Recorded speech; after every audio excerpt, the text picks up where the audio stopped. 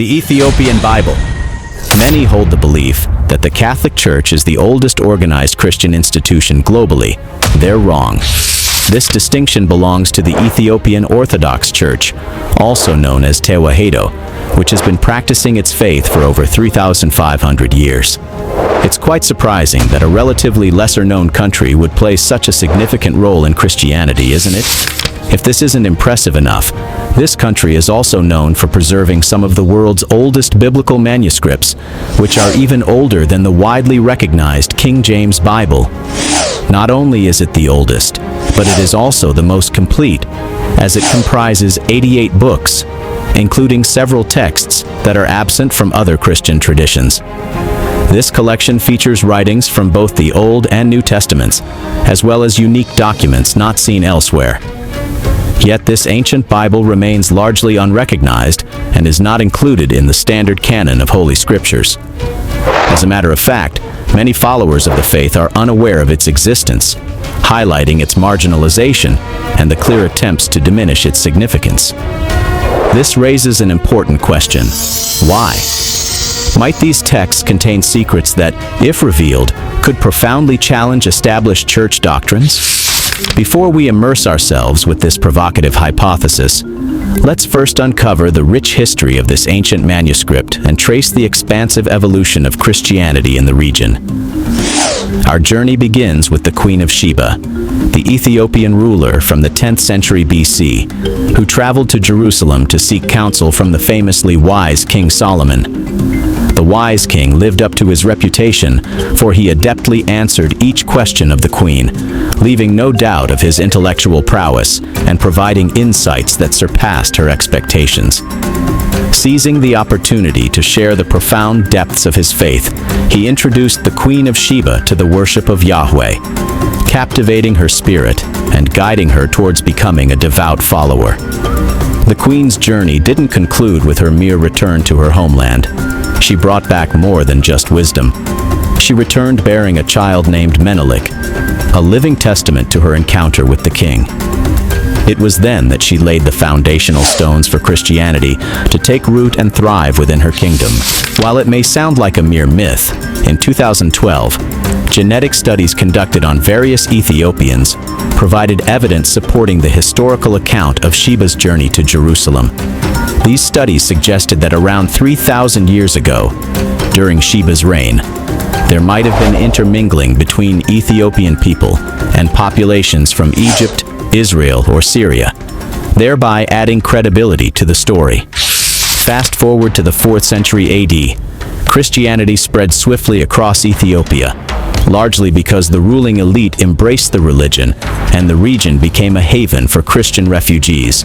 Among these were the Monophysites, who sought refuge after being condemned and expelled from Byzantium following the Council of Chalcedon in 451. Among these refugees were 9 key figures who translated sacred texts, constructed churches, established monasteries, and set the foundation for the monastic tradition in the Ethiopian Church. Traditionally, the Gospels of the Ethiopian Church are said to have been translated by Saint Abba Garima, an influential pioneer, giving rise to the name, the Garima Gospels. The way he finished these texts is also shrouded in mystery. It is believed that God miraculously halted the sunset, providing him additional time to complete his work in a single day. This remarkable relic has been preserved at the Garima Monastery near Adwa in the northern part of the country, located in the Tigray region at an elevation of 7,000 feet. However, some scholars had doubts about the origin of these manuscripts and suggested that the Gospels were actually written centuries after the influential figure's death, probably by priests in the 10th century. Recent radiocarbon dating conducted at Oxford University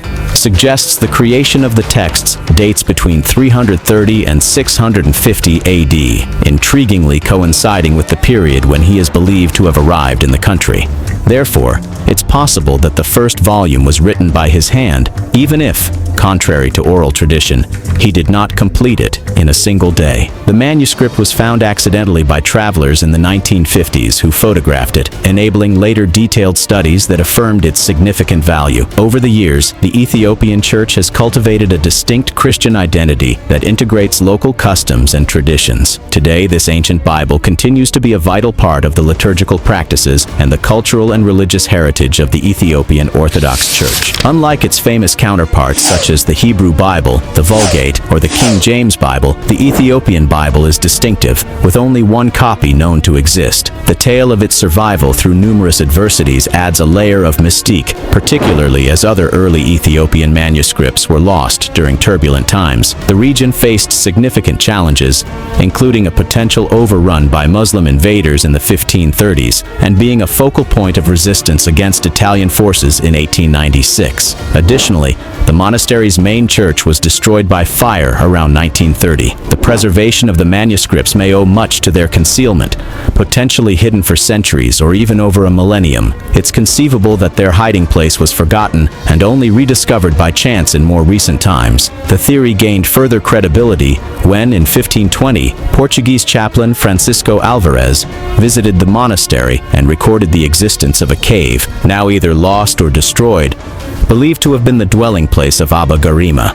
Alvarez observed that monks would descend into this cave via a ladder to perform penance. While still speculative, it's possible that the Gospels were hidden within this cave, safeguarding them during turbulent times. Let's now explore the contents of this intriguing manuscript. The Ethiopian Bible's Old Testament includes the Pentateuch, detailing the creation of the world and the history of the Israelites, along with their divine laws. It also encompasses historical writings, wisdom literature, and prophetic books filled with poetry and teachings on righteous living as per the prophet's words. A striking difference between this scripture and other Gospels is its vivid and elaborate illustrations. Numerous pages feature elaborate drawings of saints, apostles, a temple, and charts designed to aid readers in cross-referencing specific passages. Remarkably, the colors on these pages remain vibrant. Experts attribute this preservation to the Bible being kept in a monastery, where it was rarely exposed to sunlight. The New Testament contains the Gospels narrating Jesus' life, teachings,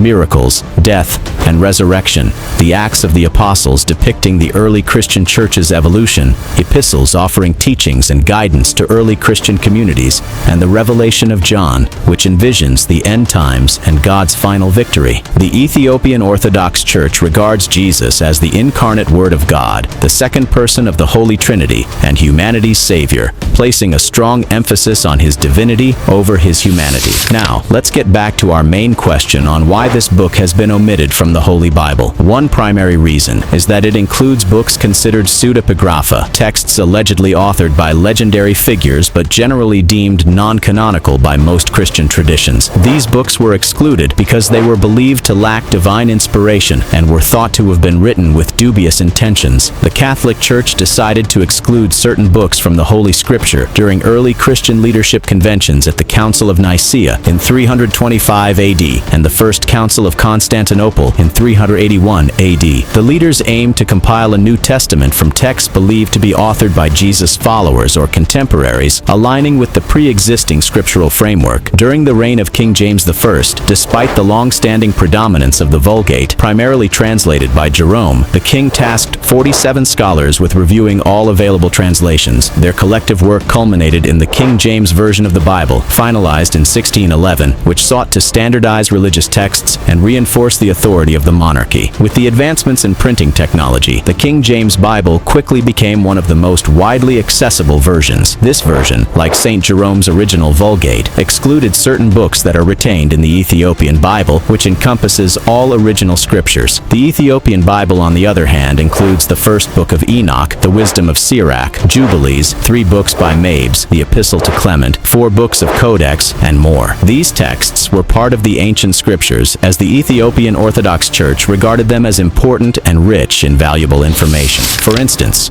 the Book of Enoch is highly esteemed within the Ethiopian Bible and continues to be a significant work in the Ethiopian Church. It is an essential part of the scriptures that form the foundation of beliefs and practices in Ethiopian Christianity. This controversial book talks about defiant angels, huge mixed creatures, and people taken to a special place above earth, believed to be written by Enoch, Noah's great-grandfather. This book offers an interesting view into the religious practices of ancient times. It consists of various parts, each focusing on different themes and styles, centered around Enoch and his visions from heaven. It consists of 5 distinct books: the Book of Watchers, the Book of Parables, the Astronomical Book, the Book of Dream Visions, and the Apostles of Enoch, collectively spanning about 100 chapters. No other religious writings feature angels in a more significant or elaborately depicted manner than the Book of Enoch. The Book of the Watchers tells the story of the Watchers, fallen angels who marry human women, resulting in the Nephilim, giants who lead humans astray. This union causes a lot of problems, leading to divine punishment. The story of the Nephilim shows the severe consequences of this mix between heavenly beings and humans, setting up the story of the Great Flood. Enoch is presented as a righteous figure who receives divine messages and is granted access to heavenly realms. There he gains knowledge about the origins of the universe, the mechanics of stars and celestial entities, and the future fate of humanity. Furthermore, the book's visions of the apocalypse are laden with symbolism, providing a glimpse into how people of that era envisioned the future. Another reason for the marginalization of the Ethiopian Bible is its use of Ge'ez, a language not widely understood outside of specific communities, which has resulted in few translations. Moreover, distinctive practices found within the Ethiopian Bible have further limited its exposure beyond Ethiopia. The limited translations into other languages and the relatively isolated status of the Ethiopian Church compared to larger Christian denominations have constrained the distribution of this Bible. Ironically, this restricted access has contributed to preserving the text in its original form until today. A more contentious reason involves the politics and power struggles of early Christianity, when the Roman emperor placed political stability above spiritual development. Texts that did not conform to the established narrative were often excluded, and some were even ordered to be destroyed. Nevertheless, many of these texts were preserved and later found in the 1940s near the Dead Sea. This find sheds light on some of the differences between the Ethiopian Bible and other biblical texts. There are also claims suggesting that the banning of the Ethiopian Bible was part of broader efforts to suppress or undermine non-Western religious texts, particularly those associated with Ethiopianism. These attempts likely originated from various motives, including a desire to assert cultural or religious dominance and to manipulate indigenous belief systems. Furthermore, such actions were intended to disrupt the Ethiopian community's direct ties to biblical figures. But lately, the Ethiopian Bible has attracted significant attention from scholars and the intellectually curious, who are drawn to its unique attributes and the deep truths it conveys. The Ethiopian Church's initiatives to translate this ancient scripture into more languages and encourage scholarly examination have only heightened this allure. Time alone will reveal the profound ways in which this might transform our understanding of Christian history. The Devil's Bible. Would you be willing to sell your soul to the devil to save yourself from a harsh punishment? This is exactly what Herman the Recluse did to free himself from being walled up for life, at least according to the prevalent account surrounding the creation of Codex Gigas. This manuscript stands as the largest medieval illuminated manuscript that still exists today. Its most striking feature is a full-page depiction of the devil, smiling and gazing directly at the reader, thereby getting the nickname the Devil's Bible. The origins of this manuscript spark a chilling question. Was it penned by human hands, or is there a more mysterious force behind its creation? To answer this question, we need to journey back to the 13th century kingdom of Bohemia. In the medieval era, authorities were renowned for devising imaginative and frequently harsh forms of punishment. Herman the Recluse was one of those unlucky souls to face a grim medieval punishment, his fate sealed to be entombed alive within a wall.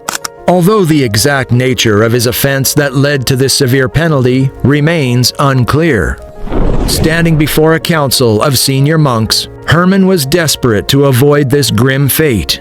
He implored them for mercy, offering to commit his life to an extraordinary act of atonement. Moved by the monk's genuine appeal, the council conceded and granted Herman one night to prove his worth. In the solitude of his cell, equipped solely with his writing materials, Herman undertook a colossal task: to handwrite the full Bible in a single night, a seemingly insurmountable challenge that required a miraculous effort. During the medieval times, people had this belief that they could atone for their sins by copying holy texts. But time wasn't on the side of Herman to complete this Herculean task. As the hours dwindled and desperation set in, faced with the looming threat of his dire punishment, he shifted his prayers from God to Satan, calling upon darker forces for assistance. By dawn, the monks discovered Herman alongside a massive book, finished and resting on his desk. At its center was a striking illustration of the devil, a testament to the pact Herman made for its completion. This illustration presents the beast with fiery red horns and dual tongues, clad only in a loincloth made of ermine, a fur associated exclusively with nobility. This detail subtly alludes to the devil's role as the Prince of Darkness. Positioned in a desolate setting, confined by two towering structures, this menacing image has etched itself into legend, striking a mix of awe and fear in those who saw it. Although the captivating tale surrounding this manuscript may be more myth than fact, its significance remains undiminished. Calling it gigantic is no exaggeration. Weighing in at 165 pounds, this book stands at 35 inches tall, spans 20 inches in width, and boasts a thickness of 8.7 inches. This ancient volume is an extraordinary collection, encompassing the Old and New Testaments, along with historical, theological writings and a section on medicine. In addition to its major contents, the manuscript contains smaller entries, notably including discussions on exorcism, spells, and a calendar. The illustrations that adorn its pages are extraordinary as well, featuring biblical scenes alongside mythical beings like dragons and demons. Given the book's mysterious aura, it's unsurprising that it's enveloped in a wealth of myths and legends, some ascribing supernatural abilities to it. Among these tales is the account of a thief who met his end by lightning while trying to steal the manuscript. Another account highlights the crucial role the Codex played in exorcisms during the Black Death, allegedly saving many lives through its mystical powers. The allure of the Codex is further increased by the absence of 10 of its pages. In 1697, a devastating fire swept through the royal castle in Stockholm, where the Codex was kept. To salvage the treasures of the royal library, books were hurled from the windows, including the Codex Gigas. It is believed that the turmoil of this event led to the loss of the 10 pages. To this day, the whereabouts of these elusive pages continue to be a mystery. Nevertheless, some alternative theories suggest that the missing section didn't just accidentally fall out, but was deliberately removed. Could the information contained on these pages have been so revolutionary and capable of significantly altering our long-standing beliefs that it warranted being concealed indefinitely? We might never know the answer to this question. Lost Gospel. The idea of a romantic bond between Jesus and Mary Magdalene has long fascinated scholars and theologians. This intriguing hypothesis was the central theme in the controversial book The Da Vinci Code, where the Holy Grail is portrayed not as a physical object, but as a groundbreaking secret, the offspring of Jesus and Mary Magdalene.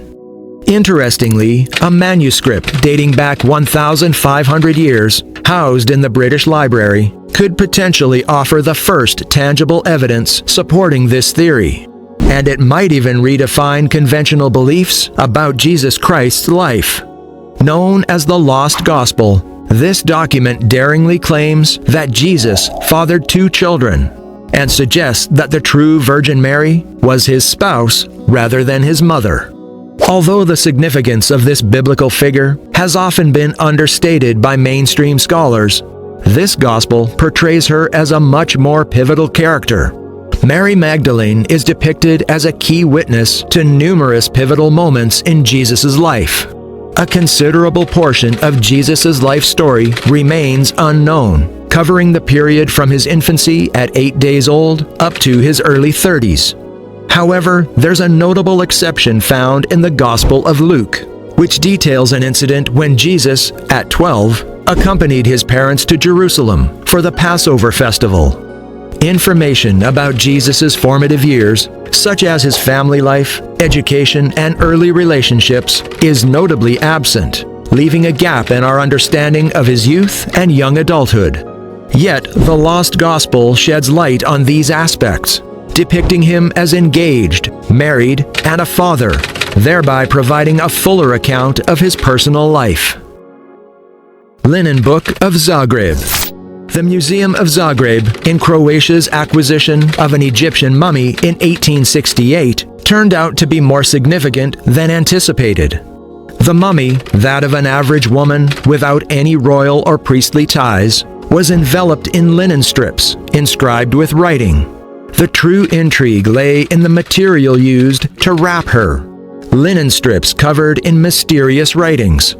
Astonishingly, the script was not the familiar Egyptian hieroglyphs, but an entirely unknown language at the time. For 2 decades, the script remained a mystery, until scholars finally cracked the code, revealing it as Etruscan, the language of a civilization that thrived in pre-Roman Italy.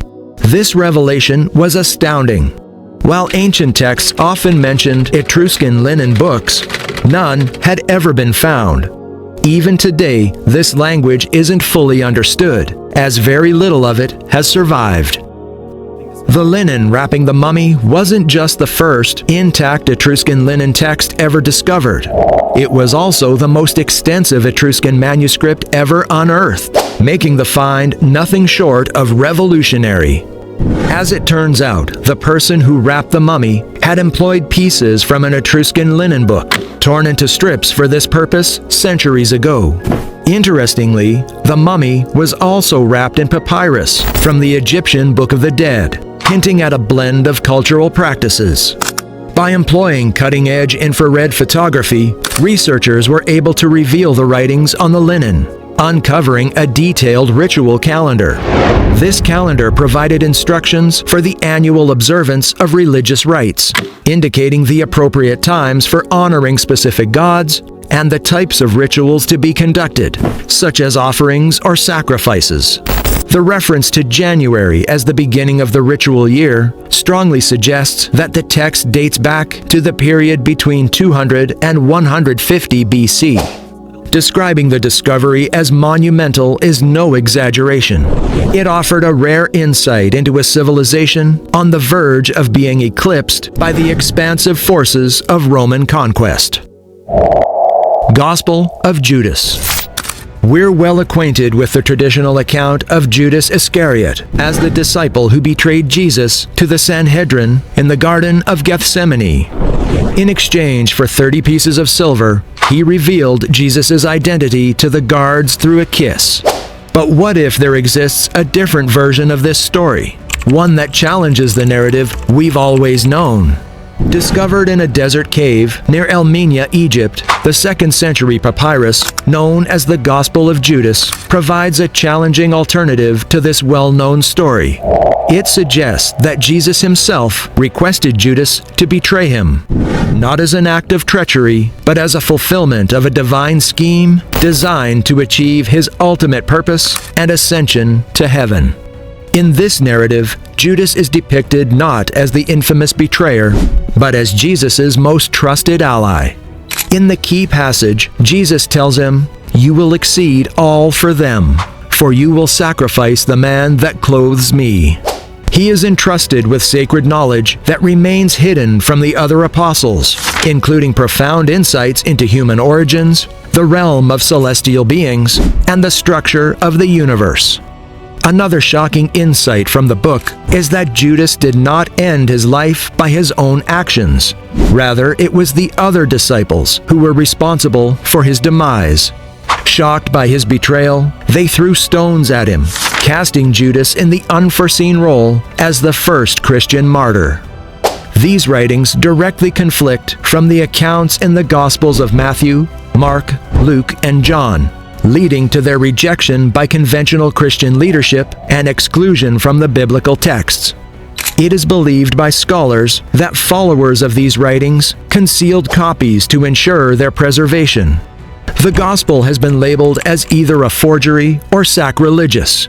However, if substantiated, wouldn't it be unjust for millions of Catholic believers to condemn Judas as the most nefarious traitor in history? The Gospel of Judas primarily showcases the wide spectrum of ideas and beliefs that shaped the early Christian community. Alongside other Gnostic scriptures, it highlights the presence of alternative viewpoints, illustrating that the early stages of Christianity were marked by diversity rather than uniformity. The Book of Enoch. The entities termed as the Watchers in the Book of Enoch are actually associated with extraterrestrial beings rather than angels. This assertion might come across as astonishing, doesn't it?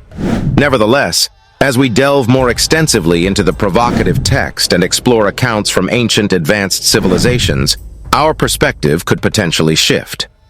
This controversial book, which was removed from the Bible, talks about defiant angels, huge mixed creatures, and people taken to a special place above earth. Could it be that our important religious texts are actually telling us about aliens visiting Earth? And maybe Enoch's teachings were getting us ready for a time when we'll discover this important truth. Let us begin our story on a bright day in 1947. Mohammed Ed-Dib, a Bedouin shepherd, was in search of his missing goat near the northwest shore of the Dead Sea, specifically around Qumran. Unexpectedly, he chanced upon a cave that held substantial clay jars. To his amazement, these containers held parchment and papyrus scrolls, meticulously enveloped in linen. Unaware of the magnitude of the discovery, he and his companions collected the scrolls and subsequently sold them to an antiquities dealer in Bethlehem. As time passed, news of this finding gradually reached scholars who eventually recognized the profound significance of these scrolls. Consequently, they embarked on endeavors to obtain and comprehensively examine them. Archaeological excavations carried out in the Qumran vicinity brought to light a series of caves harboring additional scrolls and fragments. Ultimately, this culminated in the revelation of approximately 900 ancient manuscripts. These ancient documents eventually gained renown as the Dead Sea Scrolls. This compilation encompasses a variety of texts, ranging from biblical manuscripts to apocryphal works, along with documents tied to the beliefs and rituals of a probable Jewish sect believed to be the Essenes. Something truly fascinating emerged among these writings, a religious text that had been forgotten and hidden away in human memory. This extraordinary find, known as the Book of Enoch, gives us an enchanting view of how humans and the supernatural world are intertwined. Enoch, a puzzling figure from the Bible, emerges from ancient texts like a shadowy presence.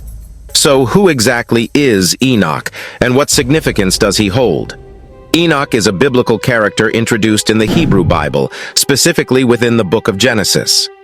Although the Bible briefly mentions him, later writings like the Book of Enoch provide more detailed information about his story. The Book of Enoch consists of 5 distinct books: the Book of Watchers, the Book of Parables, the Astronomical Book, the Book of Dream Visions, and the Apostles of Enoch, collectively spanning about 100 chapters. During the initial centuries of the new calendar, the Book of Enoch was removed from both Jewish and Christian biblical compilations. Some speculated that this removal occurred due to its revelation of concealed truths that weren't openly addressed by the Church. The beginning of the book serves as a warning for both humans and the fallen angels, responsible for transforming Earth into a realm of immorality, violence, and sorcery. This prohibited text, of considerable size, encompasses writings spanning from approximately 300 BC to as recent as 100 BC. Within these chapters unfolds the account of Enoch, the 7th patriarch in the book of Genesis. As recounted by the Bible, Genesis chapter 5, verses 18 to 24, Enoch was the offspring of Jared and the forefather of Methuselah, thereby positioning him as Noah's great-grandfather. His existence predates the era of the Great Flood. The Bible attests that Enoch walked with God, indicating a profound connection between Enoch and the divine. Unlike other figures in the biblical narrative known for their extraordinary lifespans, Enoch is unique in that his years on earth amounted to a mere 365 years. In this book, Enoch is portrayed as a good person who gets special messages from the divine and gets to visit heavenly places.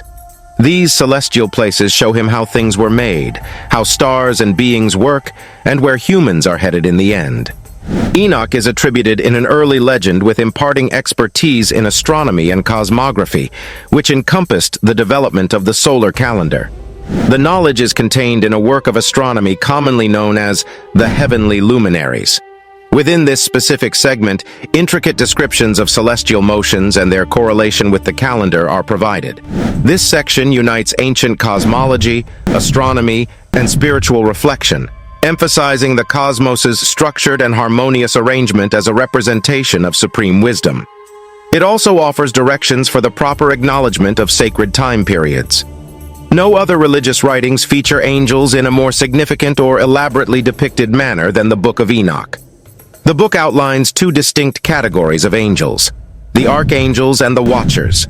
The archangels are characterized as devoted servants of God, entrusted with carrying out divine judgment and upholding the harmony of the cosmos. Within the segment referred to as the Book of the Watchers, the narrative unfolds about the fallen angels, also known as the Watchers, who defy divine authority. Descending to earth, they establish connections with mortal women, imparting forbidden knowledge. Under the leadership of Azazel and Shemihaza, these celestial beings rebel against God by descending to the human realm. The progeny resulting from their unions with mortal women are known as the Nephilim, colossal beings whose presence ushers in turmoil and devastation upon the earth. By examining the narrative of the Watchers and analogous tales concerning gods from ancient civilizations, we begin to link the dots that suggest a potential extraterrestrial source for humanity. In the ancient Near East, often referred to as the birthplace of human civilization, remarkable achievements unfolded among the Sumerians, Akkadians, Babylonians, and Assyrians. These cultures were trailblazers in developing written language, exploring the realms of astronomy, and establishing repositories of knowledge. Woven within their mythologies are stories of gods descending to earth, generously sharing the intricacies of their skills and profound wisdom. The remarkable skill displayed by ancient societies, such as the Sumerians, Egyptians, and Mayans, in aligning their monuments with celestial objects, raises questions. The origin of their meticulous comprehension of astronomy remains a topic of discussion. The creation of gigantic artifacts within these civilizations appears to challenge the technological capacities of their era due to factors such as size, weight, or complexity. If the buildings made by these civilizations aren't enough to show how advanced they were, a clay tablet translated in 2015 proves that ancient Sumerians did really accurate maths for the path of Jupiter. They did this 1,400 years before Europeans did the same. Also, the Babylonians, after the Sumerians, might have come up with trigonometry almost 1,000 years before the ancient Greeks. Sumerian texts recount the visitation of supernatural beings during antiquity. These beings were identified as the Anunnaki, a term signifying those who descended from the heavens.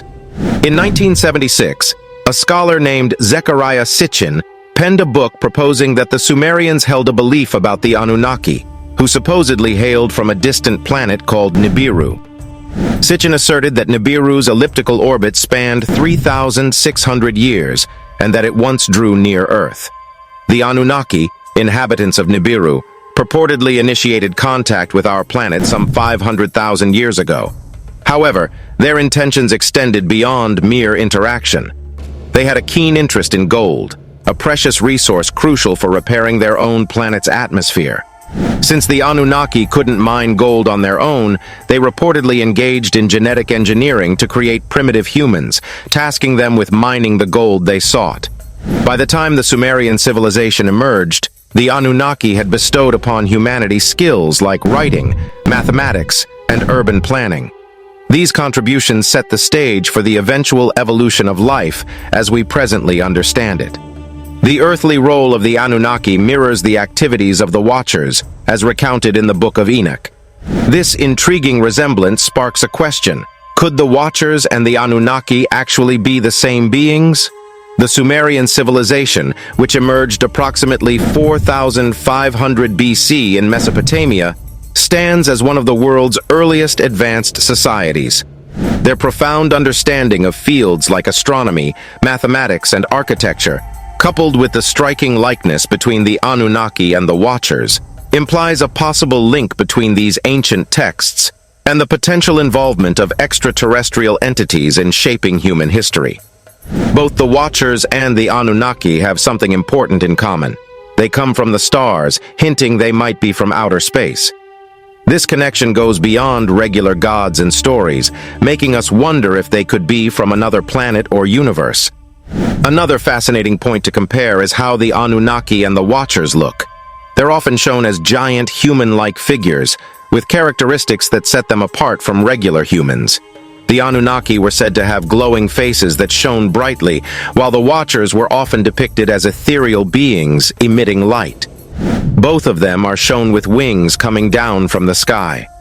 Moreover, both the Watchers and the Anunnaki are written about as engaging with humans, sometimes resulting in the birth of children with remarkable abilities.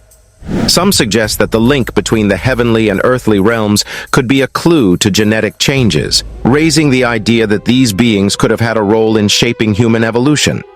The similarities between the Watchers and the Anunnaki are made stronger by similar themes and stories found in ancient Sumerian texts, like the Epic of Gilgamesh and different stories in the Bible. The common way of telling these stories in both Sumerian and biblical texts suggests a shared history and culture. Although there are differences in how the stories are told, the core idea remains the same. There were mysterious beings involved in human events. The tales of Enoch and the Anunnaki remind us that the rules of reality might be more complex than they seem, hinting at the possibility of dimensions beyond what we can see due to our limited human understanding. In the Book of Enoch, it's written how the Watchers shared knowledge with humans. This knowledge covered various fields like metallurgy, mining, sciences, medicine, reading, and even navigation using the stars. This might explain the significance of gold in Egyptian culture. It's intriguing to consider that the Book of Enoch might actually retell the story of the Anunnaki.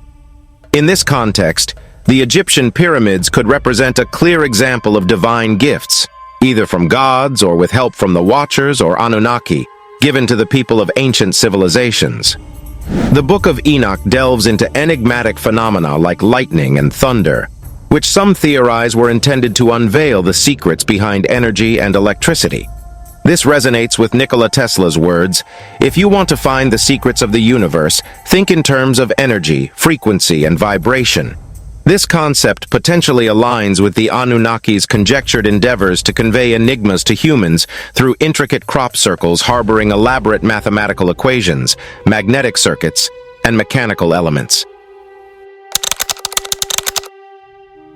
In the Book of Enoch, he tells of a journey to heaven, and he described it as being taken away and riding in a fiery chariot pulled by fiery horses. Many modern theorists interpret Enoch's account of being taken to heaven by Archangel Haniel the Prince as a possible alien abduction. As he ascends, Enoch ventures higher into the skies, encountering the presence of Shekinah, who is God in physical form, within a place filled with fiery elements like baths, walls, swords, and wheels.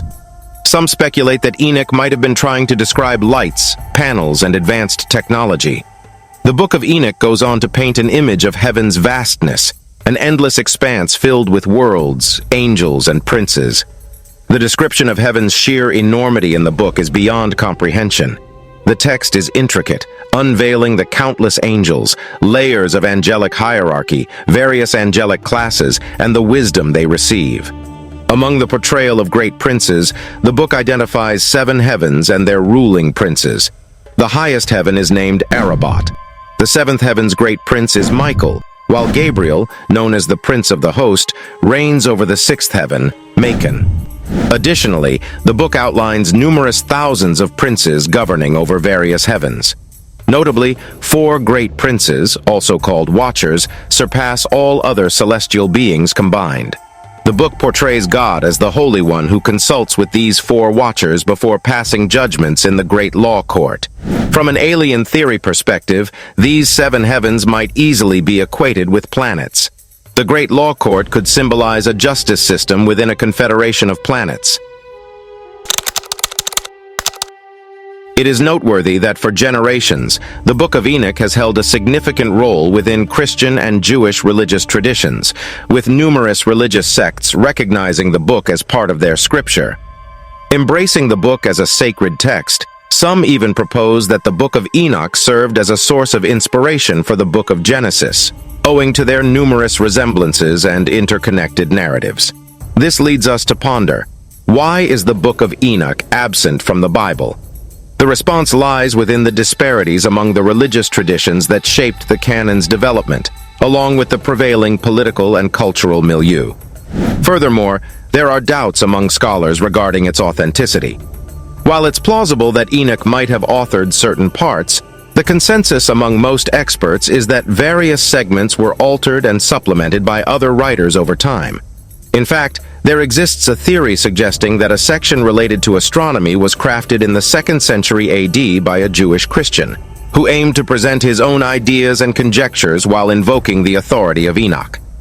Nevertheless, the Book of Enoch retains its allure as an engrossing and contemplative composition that challenges our comprehension of human history and the influence of supernatural convictions on our worldview.